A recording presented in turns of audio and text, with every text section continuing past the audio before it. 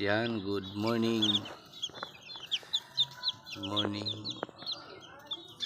Ito na yung mga second batch natin ng pig cross natin sa natin. Sa Devil White Hats and yung Kanaway Hats na galing kay Larry Romero.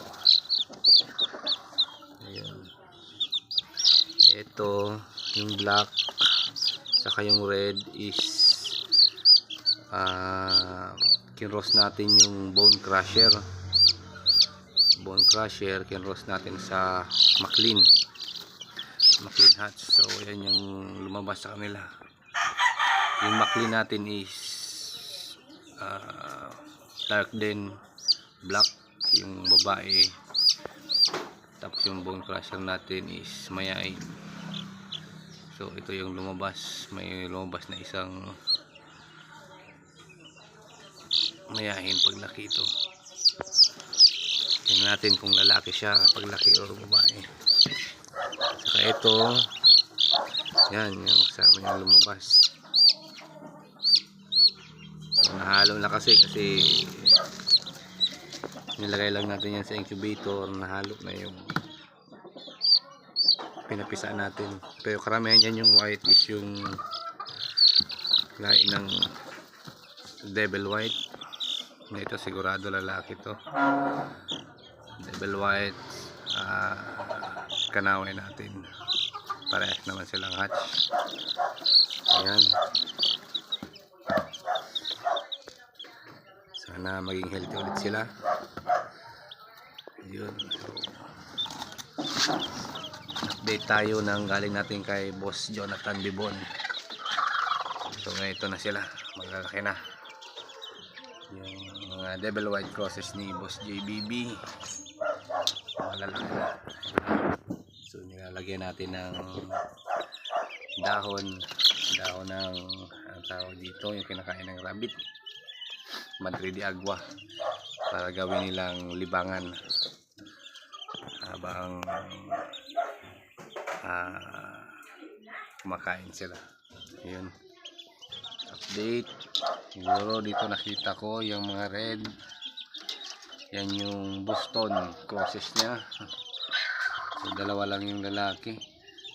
Yun guys, ano yung likod nila, nagpe-feather picking na sila, kaya nilagyan natin ng dahon. Yung dalawang lalaki dun sa Boston. Doon naman sa Devil White crosses, tatlo yung lalaki na nakita ko. Devil White Hats.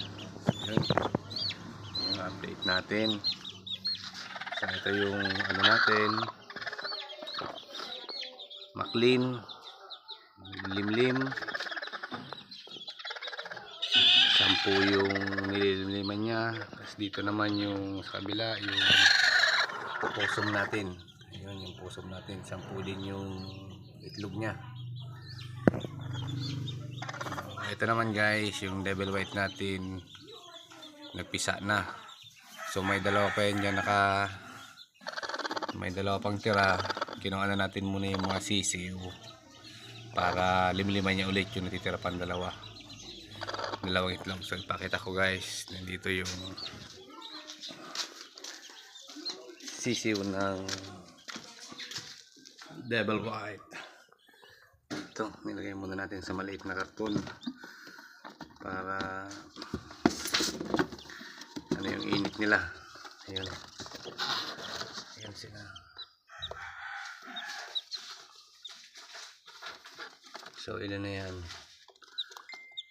apat na Devil White ang lumabas, tapos yung tatlo na pula is naisama ko kasi dyan yung itlog ng Maclean.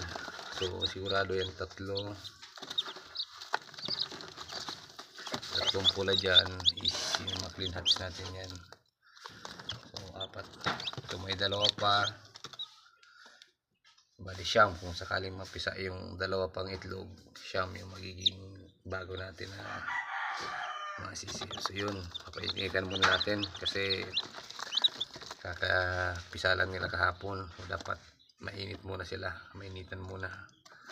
Again, meron na rin pala sila yung dyan. Ayun, Vitamin Pro na inumin. Sakaling kailangan na lang uminom. Ayun, yun lang guys, update natin ngayon. Good morning mga kaalaga.